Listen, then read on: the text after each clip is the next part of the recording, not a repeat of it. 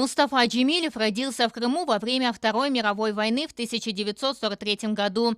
Ему еще не было года, когда его семью вместе со всем крымско-татарским народом депортировали из Крыма. Еще в юности Джемилев создал союз крымско-татарской молодежи. Советский диссидент в заключениях был 15 лет. Жизнь Джемилева – это 72 года между депортациями Сталина и Путина, а между ними – тюрьмы и лагеря.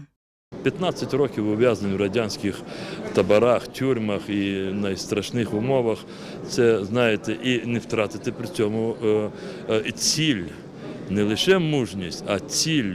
Вернуться в Крым Джемилев смог лишь в конце 80-х, во время массового возвращения крымских татар на родину. С 1991 по 2013 возглавлял Меджлис. Он был ярым противником аннексии Крыма России в марте прошлого года. Из-за этого Кремль объявил его персоной нон-грата, хотя Путин пытался договориться именно с ним. Передайте своему царю, что я с террористами не веду переговоров. Имя Джемилева стало известно во всем мире, прежде всего из-за участия в его судьбе таких диссидентов, как генерал Петр Григоренко и академик Андрей Сахаров. Вперше я прочитав про нього в книзі генерала Григоренка. Я з величезною радістю бажаю йому довгих літ залишатися для нас всіх прикладом справжньої людини, такої з великої літери людини. І хай його приклад багатьох інших людей надихне на людські вчинки теж з великої літери. Я була вражена, наскільки у цьому чоловікові багато сили, наскільки багато за його плечима, який шлях величезний, тяжкий, складний він пройшов. І більше того, у нього залишається ще стільки ж сили і енергії, щоб боротися далі. Він така людина достатньо скромна, ніколи не згадує про це, ніколи не, так би мовити, не козиряє своїм минулим. Дуже багато мовчить і багато робить.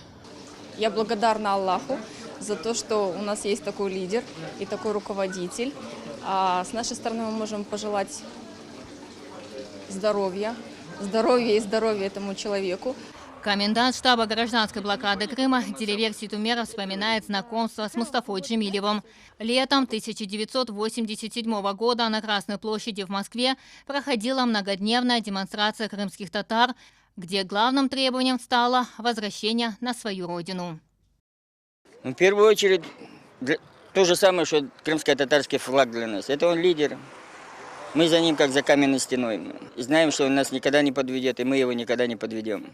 И вместе с ним, даст Аллах, мы вернем Крым.